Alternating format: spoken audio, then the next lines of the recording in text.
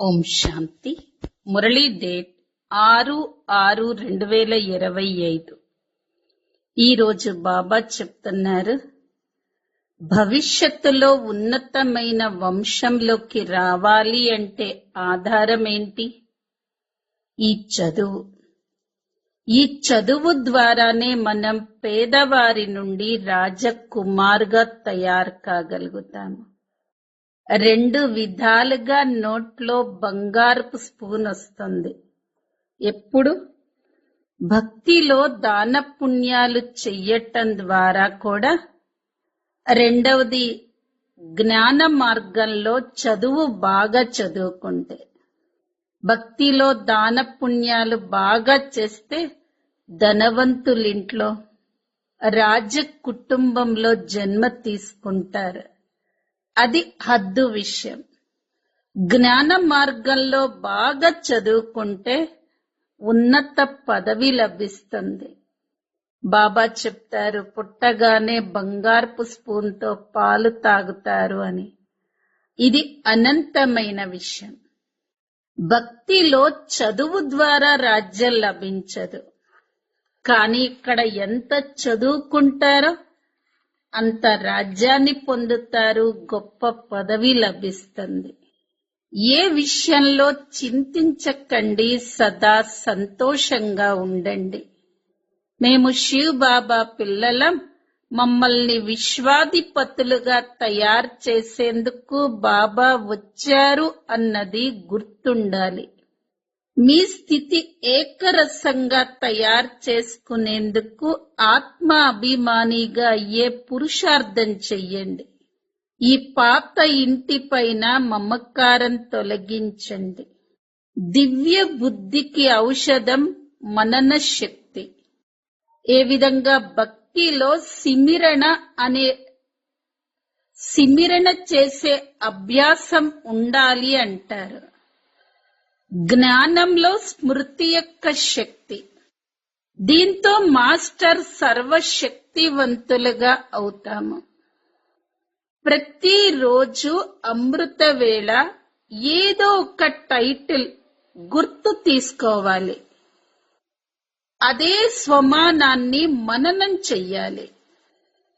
ఎప్పుడైతే మననం చేస్తామో బుద్ధి శక్తివంతంగా తయారవుతుంది. ఎప్పుడు? రోజు ఒక స్వమానం గుర్తు తెచ్చుకోవాలి. ఆ స్వమానాన్ని మననం చెయ్యాలి. దాంతో బుద్ధి శక్తివంతంగా అవుతుంది. శక్తివంతమైన బుద్ధి పైన మాయ యుద్ధం చేయలేదు. ఎందుకంటే మాయ అన్నిటికంటే ముందు వ్యర్థ సంకల్పాల బాణంతో దివ్య బుద్ధిని బలహీనంగా చేస్తుంది. మరి ఈ బలహీనత నుండి రక్షించుకోవాలి అంటే సాధనం మనన శక్తి. ఆశీర్వాదాలు ఎప్పుడు పొందగలుగుతాము? ఆజ్ఞాకారిగా అయినప్పుడే. ఆజ్ఞాకారిలే ఆశీర్వాదాలు పొందుతారు. ఎన్ని ఆశీర్వాదాలు పొందుతూ ఉంటామో అంత మనస్సుని సదా సంతుష్టంగా ఉంచుకోగలుగుతాము. మనందరం మాస్టర్ సర్వశక్తివంతులం. ఈ రోజటి మధుర మహావాక్యాలు. మధురమైన పిల్లలు, భవిష్యత్తు ఉన్నతమైన వంశంలోకి వచ్చేందుకు ఆధారం చదువు. ఈ చదువు ద్వారానే మీరు పేదవారి నుండి రాజకుమారులుగా అవ్వగలుగుతారు. ప్రశ్న: రెండు విధాలుగా మీ నోట్లోకి బంగారపు స్పూను రాగలదు. అవి ఏమిటి? జవాబు: ఒకటేమో భక్తిలో దాన పుణ్యాలు చెయ్యటం ద్వారా, ఇంకొకటి జ్ఞానంలో చదువు ద్వారా. భక్తిలో దాన పుణ్యాలు చెయ్యటం ద్వారా రాజుల వద్ద లేక షావుకార్ల వద్ద జన్మ తీసుకుంటారు. కానీ అది హద్దు విషయం.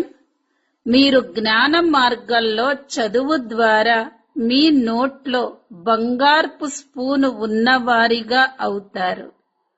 ఇది అనంతమైన విషయం. భక్తిలో చదువు ద్వారా రాజ్యం లభించదు. ఇక్కడ ఎవరు ఎంత బాగా చదివితే అంతగా ఉన్నత పదవిని పొందుతారు. ఓం శాంతి.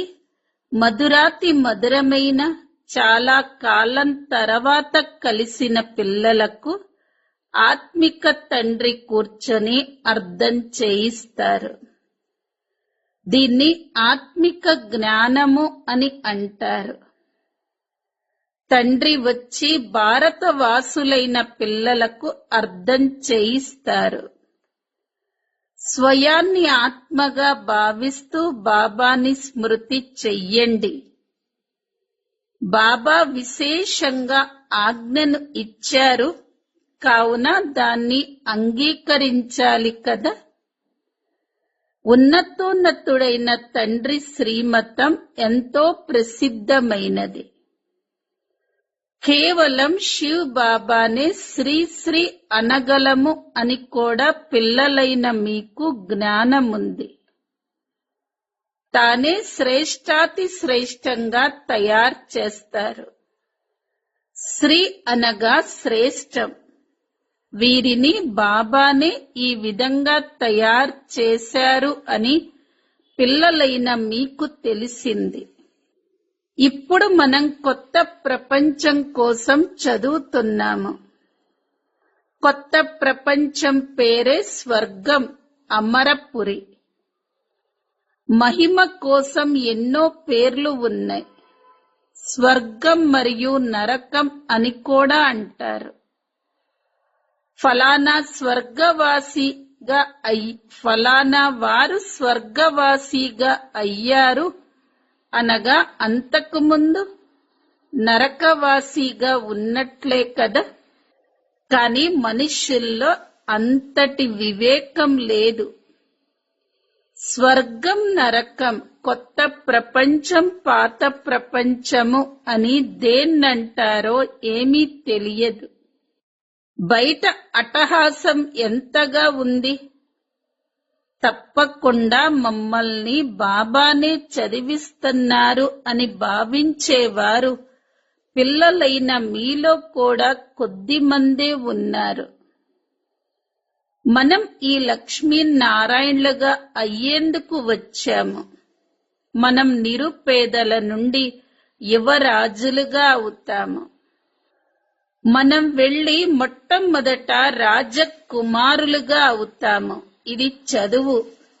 బ్యారిస్టరు మొదలైనవి చదివినప్పుడు నేను ఇల్లు కడతాను, ఆ తర్వాత ఇది చేస్తాను, అది చేస్తాను అని భావిస్తారు. ప్రతి ఒక్కరికి తమ కర్తవ్యం స్మృతిలోకి వస్తుంది. పిల్లలైన మీరు ఈ చదువు ద్వారా చాలా ఉన్నతమైన ఇంట్లో జన్మ తీసుకోవాలి. ఎవరు ఎంత ఎక్కువగా చదువుకుంటారో అంత ఉన్నతమైన ఇంట్లో జన్మ తీసుకుంటారు. రాజు ఇంట్లో జన్మ తీసుకొని మళ్ళీ రాజ్యం చెయ్యాలి. Golden spoon in the mouth అని కూడా మహిమ చేస్తారు. ఒక్కటేమో ఈ జ్ఞానం ద్వారా లభించగలదు, ఇంకొకటి దాన పుణ్యాలు బాగా చేయటం ద్వారా కూడా రాజుల దగ్గర జన్మ లభిస్తుంది. కానీ అది హద్దు, ఇది బేహద్దు. ప్రతి విషయాన్ని బాగా అర్థం చేసుకోండి. ఏదైనా అర్థం కాకపోతే అడగండి. ఈ విషయాల గురించి బాబాను అడగాలి అని నోట్ చేసుకోండి. ముఖ్యమైనది బాబా స్మృతి విషయమే. సంశయాలు మొదలైనవి ఏమైనా ఉంటే వాటిని వారు సరిచేసేస్తారు. ఎంతగా భక్తి మార్గంలో దాన పుణ్యాలు చేస్తారో అంతగా షావుకార్ల వద్ద వెళ్లి జన్మ తీసుకుంటారు అని కూడా పిల్లలకు తెలుసు. ఎవరైనా చెడు పనులు చేస్తే వారికి మళ్ళీ అటువంటి జన్మలు లభిస్తాయి. బాబా దగ్గరకు ఎందరో వస్తారు. కొందరికి చెప్పలేనన్ని కర్మ బంధనాలున్నాయి. అవన్నీ గతంలోని కర్మ బంధనాలు. రాజులు కూడా కొందరు అలా ఉంటారు. చాలా కఠినమైన కర్మ బంధనాలుంటాయి. ఈ లక్ష్మీనారాయణలకు ఎటువంటి బంధనాలు లేవు. అక్కడ ఉన్నది యోగ బలపు రచనయే. యోగ బలం ద్వారా మనం విశ్వరాజ్య అధికారాన్ని పొందగలుగుతున్నప్పుడు మరి పిల్లలకు జన్మనివ్వలేమా? అవన్నీ ముందే సాక్షాత్కారమవుతాయి. అక్కడ ఇవి సామాన్యమైన విషయాలే. సంతోషంలో బాజా భజంత్రీలు మ్రోగుతూ ఉంటాయి. వృద్ధుల నుండి పిల్లలుగా అయిపోతారు. పిల్లలకు మహాత్మల కన్నా ఎక్కువ గౌరవాన్నివ్వటం జరుగుతుంది. ఎందుకంటే ఆ మహాత్మలు జీవితమంతా గడిపి పెద్దవారవుతారు కదా. వారికి వికారాల గురించి తెలిసి ఉంటుంది. కానీ చిన్న పిల్లలకు ఏమీ తెలియదు. కావున వారిని మహాత్మల కన్నా ఉన్నతమైన వారు అని అనటం జరుగుతుంది. అక్కడైతే అందరూ మహాత్మలే. కృష్ణుణ్ణి కూడా మహాత్మ అని అంటారు. అతను సత్యమైన మహానాత్మ. సత్యుగంలోనే మహానాత్మలుంటారు. అటువంటి వారు ఇక్కడ ఎవరూ ఉండరు. పిల్లలైన మీకు లోపల ఎంతో సంతోషం ఉండాలి. ఇప్పుడు మనం కొత్త ప్రపంచంలో జన్మ తీసుకుంటాము. ఈ పాత ప్రపంచం ఇక అంతం కానున్నది. ఇల్లు పాతబడిపోతే కొత్త ఇంటి సంతోషమైతే ఉంటుంది కదా. ఎన్ని మంచి మంచి పాలరాతి భవనాలను నిర్మిస్తారు. జైనుల వద్ద ఎంతో ధనముంటుంది. వారు స్వయాన్ని ఉన్నత కులం వారిగా భావిస్తారు. నిజానికి ఇక్కడ ఉన్నత కులమంటూ ఏదీ లేదు. ఉన్నత కులంలో వివాహం చేసేందుకు వెతుకుతారు. అక్కడ కులము మొదలైన వాటి విషయమే ఉండదు. అక్కడ ఒక్క దేవతా కులం ఉంటుందే కాని ఇంకా ఏమీ ఉండదు. అందుకోసం సంగమ యుగంలో మేము ఒక తండ్రి పిల్లలము, అందరము ఆత్మలమే అని మీరు అభ్యాసం చేస్తారు. ముందు ఆత్మ, ఆ తర్వాతే శరీరం. ప్రపంచంలో అందరూ దేహ అభిమానంలో ఉంటారు. ఇప్పుడు మీరు ఆత్మ అభిమానిగా కావాలి. గృహస్థ వ్యవహారంలో ఉంటూ మీ స్థితిని బాగా తయారు చేసుకోవాలి. బాబాకు ఎంతమంది పిల్లలున్నారు, ఎంత పెద్ద గృహస్థముంది. వారికి ఎన్నెన్ని ఆలోచనలు ఉండి ఉంటాయి. ఇతడు కూడా కష్టపడవలసి ఉంటుంది. నేను సన్యాసిని ఏమీ కాను. బాబా వీరిలో ప్రవేశించారు. బ్రహ్మ, విష్ణు, శంకరుల చిత్రం కూడా ఉంది కదా. బ్రహ్మ అందరికన్నా ఉన్నతమైన వారు. మరి తండ్రి అతడిని వదిలి ఇంకా ఎవరిలోకొస్తారు? బ్రహ్మ కొత్తగా ఏమీ జన్మించడు. ఇతడిని ఎలా దత్తత తీసుకుంటానో మీరు చూస్తారు కదా. మీరు ఎలా బ్రాహ్మణులుగా అవుతున్నారో చూస్తున్నారు కదా. ఈ విషయాలను మీరే తెలుసుకోగలరు. ఇంకా ఎవరు తెలుసుకోగలరు? ఇతడొక వజ్రాల వ్యాపారి. మీరు ఇతడిన బ్రహ్మ అని అంటున్నారు అని అంటారు. ఇంతమంది బ్రాహ్మణీలు ఎలా జన్మిస్తారో వారికేం తెలుసు? ఒక్కొక్క విషయాన్ని ఎంతగా అర్థం చేయించవలసి ఉంటుంది. ఇవి చాలా గుహ్యమైన విషయాలు కదా. అతడు ఈ బ్రహ్మ వ్యక్తుడు, అతడు అవ్యక్తుడు. ఇతను పవిత్రంగా అయ్యి మళ్ళీ అవ్యక్తమైపోతాడు. నేను ఈ సమయంలో పవిత్రంగా లేను, ఇలా పవిత్రంగా అవుతున్నాను అని ఇతడు అంటాడు. ప్రజాపిత అయితే ఇక్కడే ఉండాలి కదా, లేకపోతే ఎక్కడ నుండి వస్తాడు? సూక్ష్మవతన వాసులు పతిత ప్రపంచంలోకి రాలేరు. నేను పతిత శరీరంలోకి వస్తాను అని బాబా స్వయము అర్థం చేయిస్తారు. మరి తప్పకుండా ఇతడినే ప్రజాపిత అని అంటారు కదా. సూక్ష్మవతనంలో అలా అనరు. అక్కడ ప్రజలు ఏం చేస్తారు?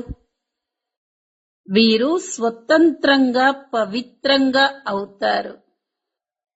ఏ విధంగా అతడు పురుషార్థం చేస్తున్నాడో అలాగే మీరు కూడా పురుషార్థం చేసి ఇండిపెండెంట్ గా పవిత్రంగా అవుతారు. మీరు విశ్వాధిపతులుగా అవుతారు కదా. స్వర్గం వేరు, నరకం వేరు. ఇప్పుడు ఎంతగా ముక్కలు ముక్కలుగా అయిపోయారు. ఇది 5000 సంవత్సరాల క్రిత విషయం. అప్పుడు వీరి రాజ్యం ఉండేది. వారైతే మళ్ళీ లక్షల సంవత్సరాలు అని అనేస్తారు. ఎవరైతే కల్పపూర్వం అర్థం చేసుకొని ఉంటారో వారే ఈ విషయాలను అర్థం చేసుకుంటారు. ఇక్కడకు ముసల్మాన్లు, పారసీయులు అందరూ రావటం మీరు చూస్తారు. ముసల్మాన్లు హిందువులకి కూడా జ్ఞానాన్ని ఇస్తున్నారు. ఇది ఆశ్చర్యం కదా. ఎవరైనా సిక్కు ధర్మం వారు ఉంటే వారు కూడా కూర్చొని రాజయోగాన్ని నేర్పుతారు. ఎవరైతే బదిలీ అయ్యారో వాళ్ళు మళ్ళీ బదిలీ అయ్యి దేవతా కులంలోకొచ్చేస్తారు. అంటు కట్టబడుతుంది. మీ దగ్గరకు క్రైస్తవులు, పారసీయులు కూడా వస్తారు. అలాగే బౌద్ధులు కూడా వస్తారు. సమయం దగ్గరకొచ్చినప్పుడు నలువైపుల నుండి మన పేరు వెలువడుతుందని మీకు తెలుసు. మీరు ఒక్క ఉపన్యాసం చేస్తే లెక్కలేనంత మంది మీ దగ్గరకొచ్చేస్తారు. ఇదే మా సత్యమైన ధర్మము అని అందరికీ స్మృతి కలుగుతుంది. మన ధర్మానికి చెందిన వారు ఎవరైతే ఉంటారో వారందరూ వస్తారు కదా. లక్షల సంవత్సరాల విషయం ఏమీ లేదు. నిన్న మీరు దేవతలుగా ఉండేవారు, ఇప్పుడు మళ్ళీ దేవతలుగా అయ్యేందుకు బాబా నుండి వారసత్వాన్ని తీసుకుంటున్నారు అని బాబా కూర్చొని అర్థం చేయిస్తారు. మీరు సత్యమైన పాండవులు. పాండవులు అనగా పండాలు. వారు దైహికమైన పండాలు మరియు బ్రాహ్మణులైన మీరు ఆత్మిక పండాలు. ఇప్పుడు మీరు అనంతమైన తండ్రి నుండి చదువుకుంటున్నారు. ఈ నష మీకు ఎంతగానో ఉండాలి. మనం తండ్రి వద్దకు వెళతాము. వారి నుండి అనంతమైన వారసత్వం లభిస్తుంది. వారు మనకు తండ్రి, శిక్షకుడు కూడా. ఇందులో టేబులు, కుర్చీలు మొదలైన వాటి అవసరమేమీ లేదు. మీరు ఈ విషయాలను మీ పురుషార్థం కోసం వ్రాసుకుంటారు. నిజానికి ఇవి అర్థం చేసుకోవలసిన విషయాలు. శివ్ బాబా కలముతో రాయరు కదా. మీకు లెటర్లు వ్రాసేందుకు పెన్సిల్ మొదలైనవి ఉపయోగించవలసి వస్తుంది. శివబాబా వ్రాసిన ఎర్రని అక్షరాలు వచ్చాయి అని భావిస్తారు. ఆత్మిక పిల్లలు అని బాబా వ్రాస్తారు. వారు ఆత్మిక తండ్రి అని పిల్లలు కూడా భావిస్తారు. వారు చాలా ఉన్నతోన్నతమైన వారు. వారి మతమనుసారంగా నడుచుకోవాలి. కామం మహాశత్రువు. అది ఆది మధ్య అంతం దుఃఖాన్నిస్తుంది. ఆ భూతానికి వశమైపోకండి, పవిత్రంగా అవ్వండి అని బాబా అంటారు. హే పతిత పావన అని కూడా పిలుస్తారు. పిల్లలైన మీకు ఇప్పుడు రాజ్యం చేసేందుకు ఎంతో శక్తి లభిస్తుంది. మీ పైన ఎవరూ విజయాన్ని పొందలేరు. మీరు ఎంత సుఖవంతులుగా అవుతారు. కావున ఈ చదువుపై ఎంత అటెన్షన్ ఉండాలి. మీకు రాజ్య అధికారం లభిస్తుంది. మనం ఎలా ఉన్నవారిమి, ఎలా అవుతున్నామో మీకు తెలుసు. భగవాను వాచ ఉంది కదా, నేను మీకు రాజయోగాన్ని నేర్పుతాను. రాజాది రాజులుగా మిమ్మల్ని తయారు చేస్తాను. భగవంతుడు అని ఎవరినంటారో కూడా ఎవ్వరికీ తెలియదు. అతను ఆత్మ తండ్రి అని పిలుస్తుంది. కావున వారు ఎప్పుడు వస్తారో ఎలా వస్తారో తెలియాలి కదా. మనుషులే డ్రామా ఆది మధ్య అంతముల గురించి, దాని కాలం గురించి తెలుసుకుంటారు కదా. వాటిని తెలుసుకోవటం ద్వారా మీరు దేవతలుగా అయిపోతారు. జ్ఞానం సద్గతి కోసమే లభిస్తుంది. ఈ సమయంలో ఇది కలియుగ అంతిమం. అందరూ దుర్గతిలో ఉన్నారు. సత్యుగంలో సద్గతి లభిస్తుంది. స్వర్గపు సద్గతిని ఇచ్చేందుకు బాబా వచ్చారు అని ఇప్పుడు మీకు తెలుసు. వారు అందర్నీ మేల్కొల్పేందుకు వచ్చారు. ఇది సమాధి ఏమీ కాదు, కానీ ఘోర అంధకారంలో పడి ఉన్నారు. వారిని మేల్కొల్పటానికి బాబా వస్తారు. ఏ పిల్లలైతే ఘోర నిద్ర నుండి మేల్కుంటారో వారిలో ఎంతో అపారమైన సంతోషం ఉంటుంది.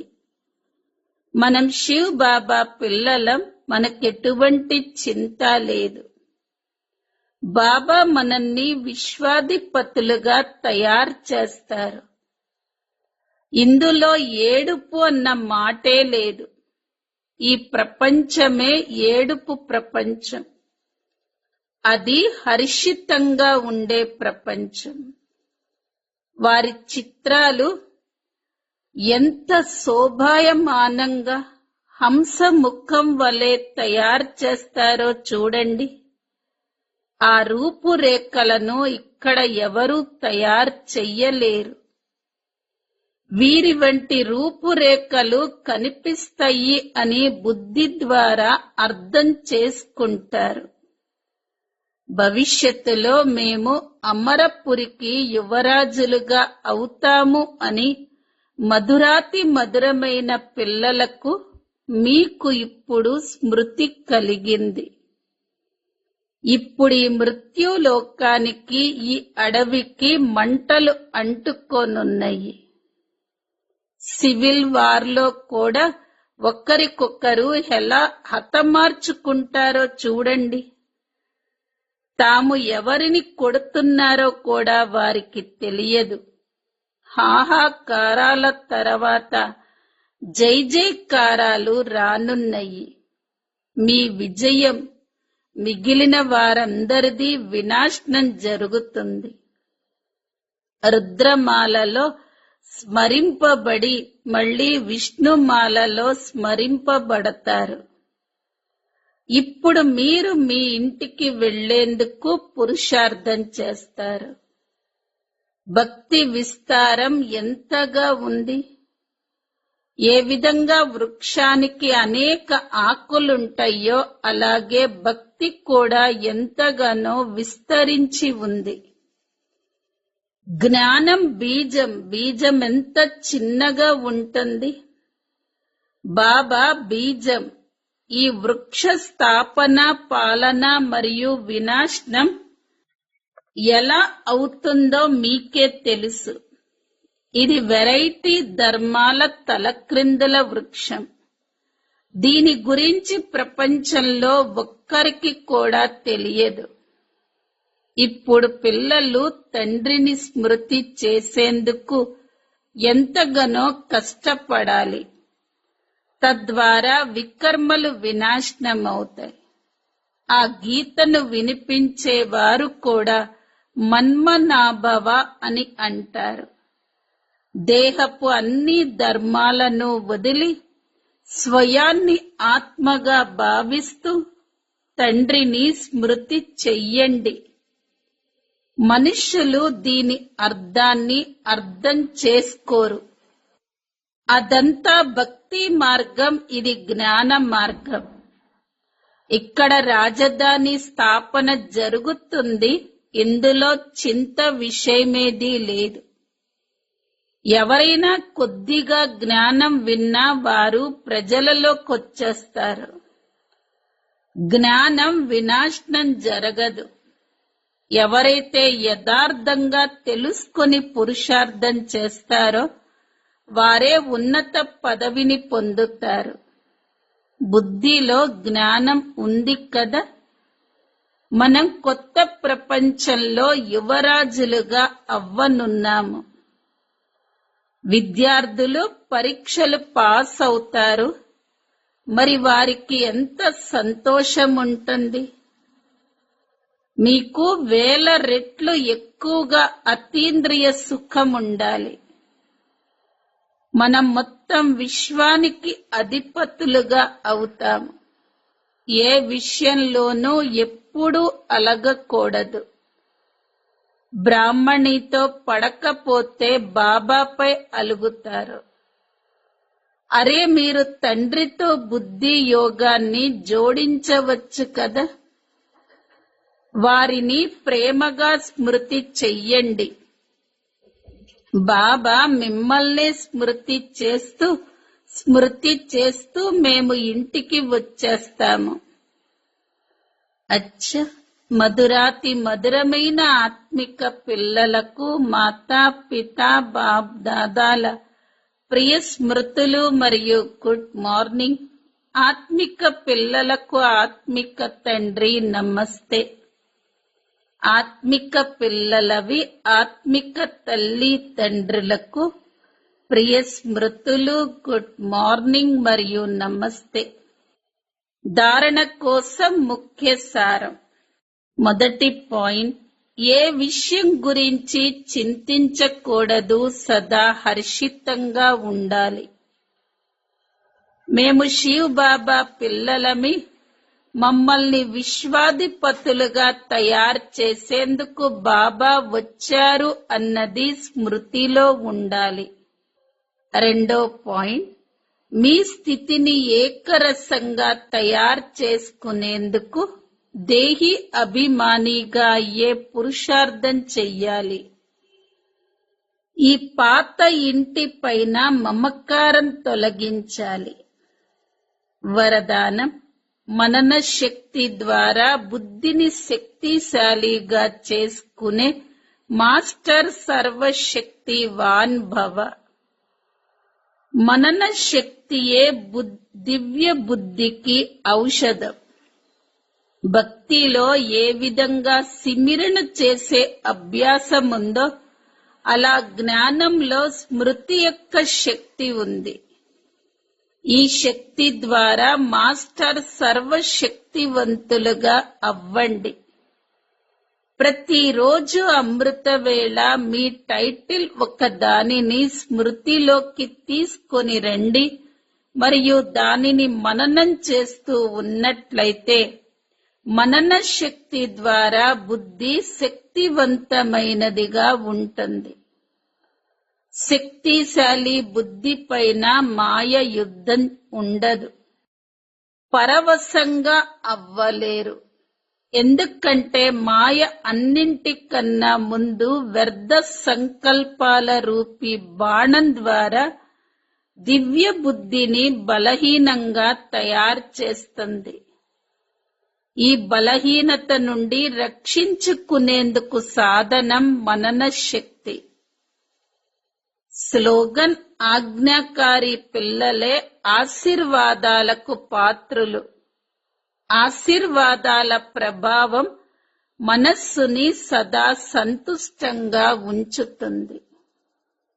అవ్యక్త ప్రేరణలు: ఆత్మిక స్థితిలో ఉండే అభ్యాసం చెయ్యండి. అంతర్ముఖులుగా అవ్వండి. సదా అనంతమైన ఆత్మిక దృష్టి బాయి సంబంధం యొక్క వృత్తి ద్వారా ఏ ఆత్మ పట్లనైనా శుభ భావన పెట్టుకున్న దాని ఫలితం తప్పకుండా లభిస్తుంది. కనుక పురుషార్థంతో అలసిపోకండి. దుఃఖీగా కూడా అవ్వకూడదు. నిశ్చయ బుద్ధి కలవారై నా వారు అన్న సంబంధం నుండి అతీతులై శాంతి మరియు శక్తుల సహయోగాన్ని ఆత్మలకు ఇస్తూ ఉండండి. మమ్మ యొక్క విశేషమైన గుణములు మరియు శక్తులు. క్షమాభావం యొక్క గుణంతో సదా ఇముడించుకునే శక్తితో సంపన్నంగా అయ్యారు. మమ్మాకి ప్రతి ఒక్కరిలోని బలహీనతల గురించి తెలిసినప్పటికీ సదా అందరి పట్ల క్షమాభావన ఉంచుకున్నారు. ఏ ఒక్కరి యొక్క లోపాలను లేక బలహీనతలను మరొకరి ముందు వర్ణించలేదు. అన్నీ విన్నారు. మమ్మాలో సముద్ర సమానంగా ఇముడించుకునే అంత శక్తి ఉంది. మరి మనమందరం కూడా క్షమాభావం యొక్క గుణాన్ని ధారణ చేసి ప్రతి విషయాన్ని ఇముడించుకుందాం. అప్పుడే అందరి మనస్సు నుండి తనవారు అని మనల్ని స్వీకరిస్తారు మరియు గౌరవిస్తారు. ఓం శాంతి.